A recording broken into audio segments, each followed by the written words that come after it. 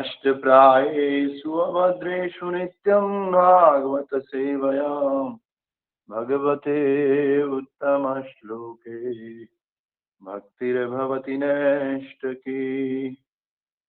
कृष्णाय वासुदेवाय देवकी नन्दनाय च नन्दगोपकुमाराय श्रीगोविन्दाय नमो नमः।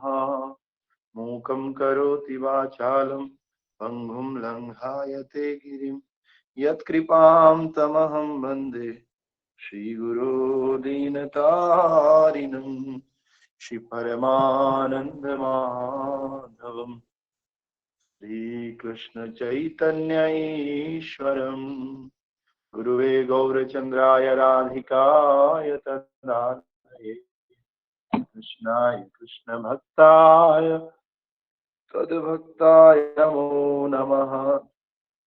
नमः ओं विष्णुपादाय कृष्णपृष्ठाय भूतले श्रीमते भक्तिवेदांत स्वामिने इति नामिने नमस्ते सारस्वते गौरवाणी प्रचारिणे निर्विशेषण्यवादी पाश्चात्य देशतारिणे। जय श्री कृष्ण चैतन्य प्रभु नित्यानंद गौरभक्तवृंद।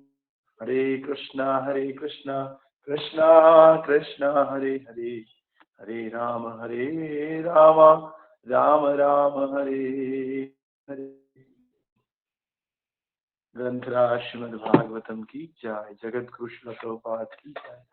श्री गुरु महाराज की जय। अनंत कोटि वैष्णव वृंद की जय। निताय गौर प्रेमानंदे।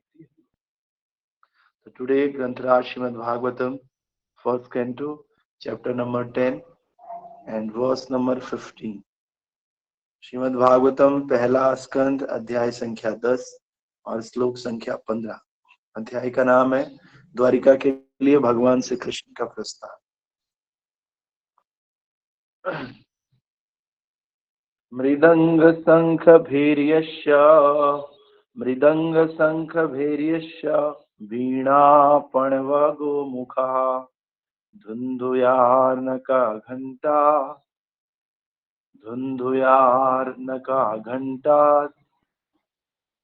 नेदुर्दुन्दुभयस्तथा।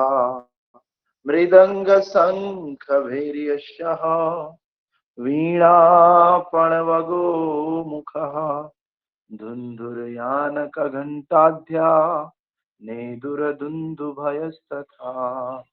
मृदंग शंख भैर्यश्च वीणा पणवगो मुखा धुंधुरयानक घंटाद्या नेदुरदुन्दुभयस्तथा। मृदंग शंख भैर्यश्च वीणा पणवगो मुखः धुंधुरयानक घंटाद्या नेदुरदुन्दुभयस्तथा।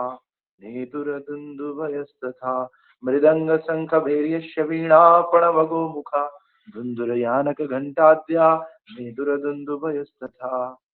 हरि बोल। रिसाइट कीजिए। हरे कृष्ण। मृदंग शंग भ्रेयश वीणा प्रणवगोमुख धंधुर्यानक घंटाज्ञ नेदुरं दन्दुभ्यास्तथा। हरे कृष्ण प्रभु जी।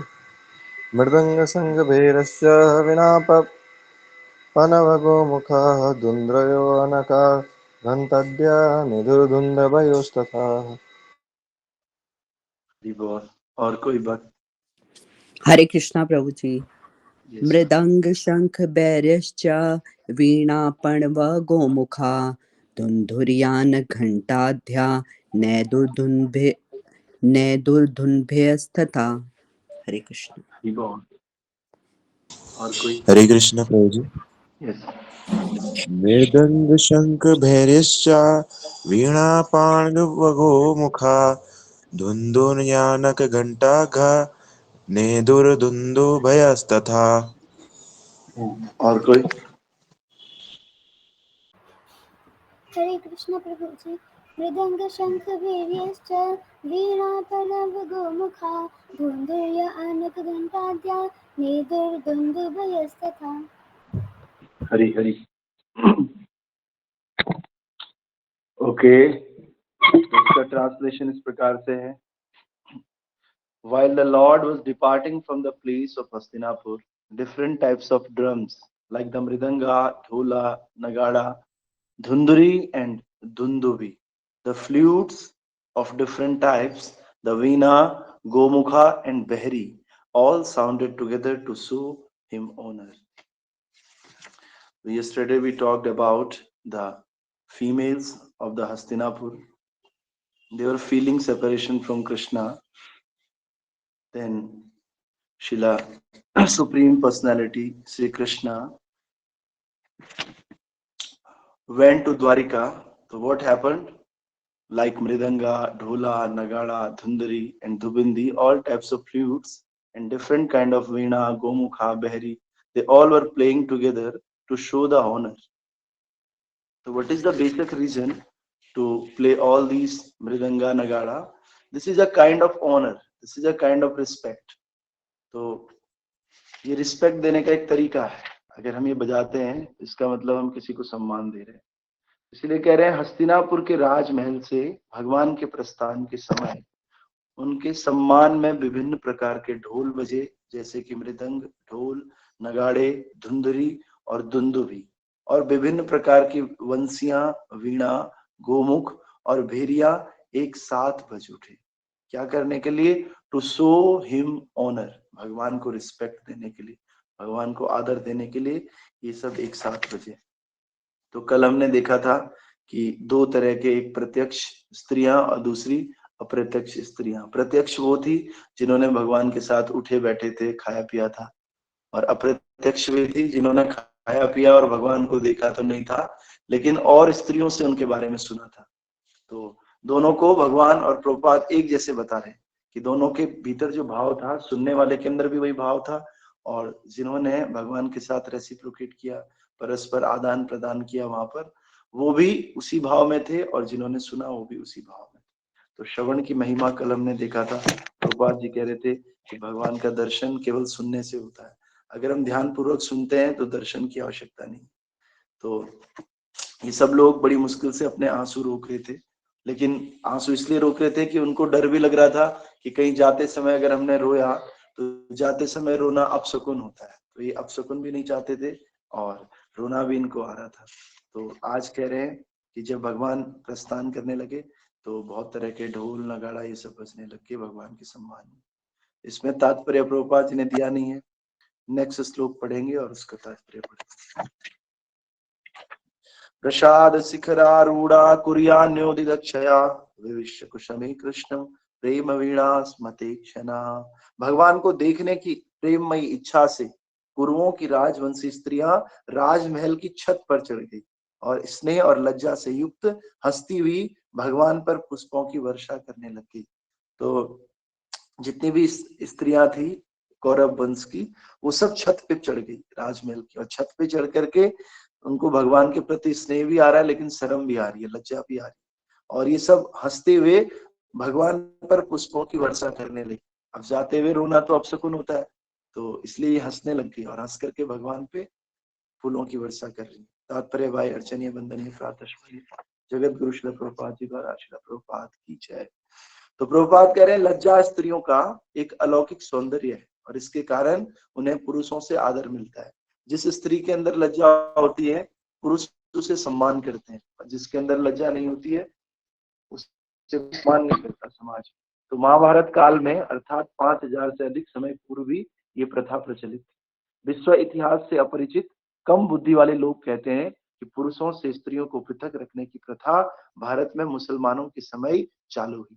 महाभारत की यह घटना निश्चित रूप से सिद्ध करती है कि राजमहल की स्त्रियां भी पर्दा करती थी, पुरुषों से बहुत कम मिलती थी, और वे सब नीचे न आकर जहां भगवान श्री कृष्ण थे राजमहल की छत में चढ़ गई और वहीं से भगवान श्री कृष्ण के प्रति सम्मान जताने के लिए उन पर फूलों की वर्षा करने लगी। तो लोगों को लगता है, बहुत सारे लोग कहते हैं कि ये जो प्रथा है पुरुषों से नहीं मिलना, पुरुषों के बराबर नहीं रहना, ये पुरुषों से पर्दा करना, ये केवल मुसलमानों के अंदर है, लेकिन ऐसा नहीं है। महाभारत की इस घटना से हमें पता चल रहा है कि हमारे सनातन धर्म में भी स्त्रियों को पुरुषों से अलग रखा जाता है।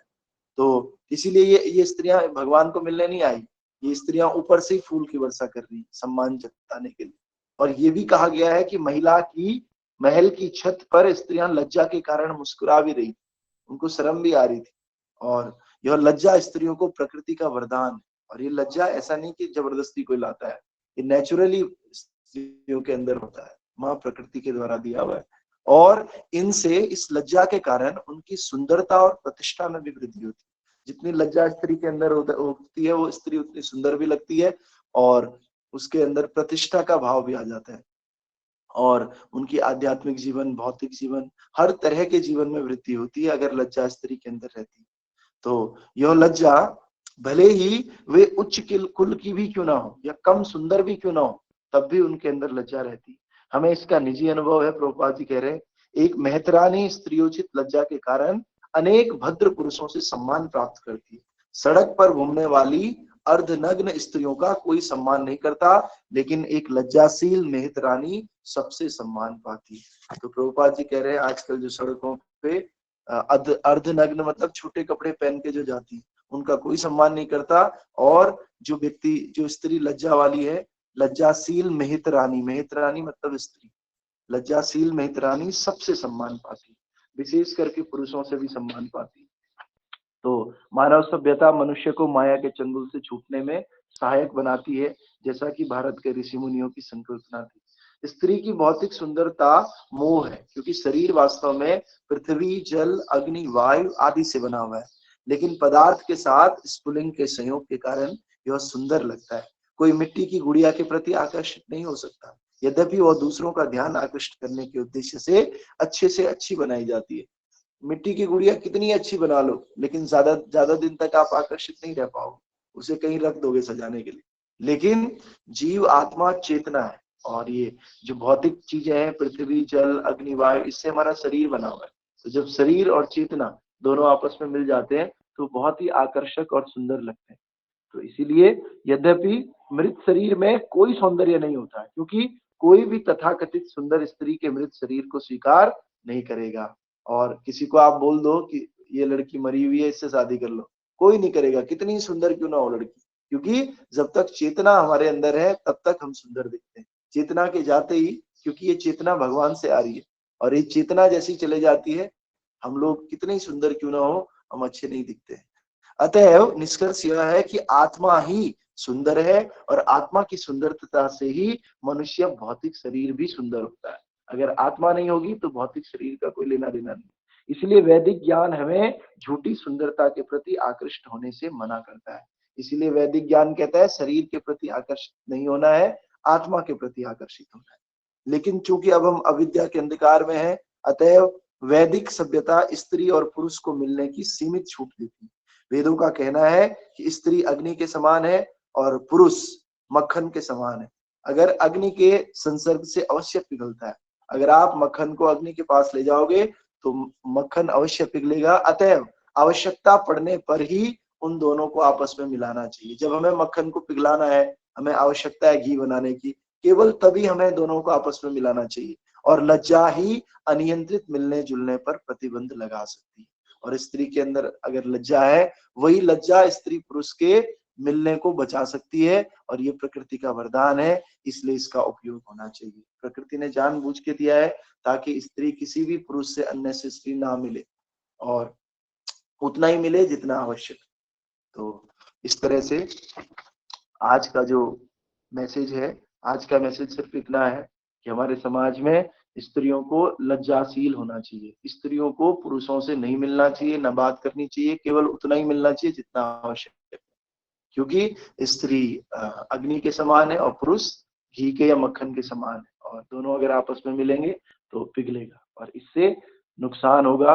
और जो प्रकृति के नियम है, उन सब नियमों के अगेंस्ट हम लोग चले जाएंगे, और ये फिर नरक में चले जाएंगे हम लोग। इसीलिए केवल संतान उत्पत्ति के लिए इस मक्खन और अग्नि को साथ में लेकर आया जा सकता है, केवल घी बनाने के लिए, अन्यथा अननेसेसरी नहीं।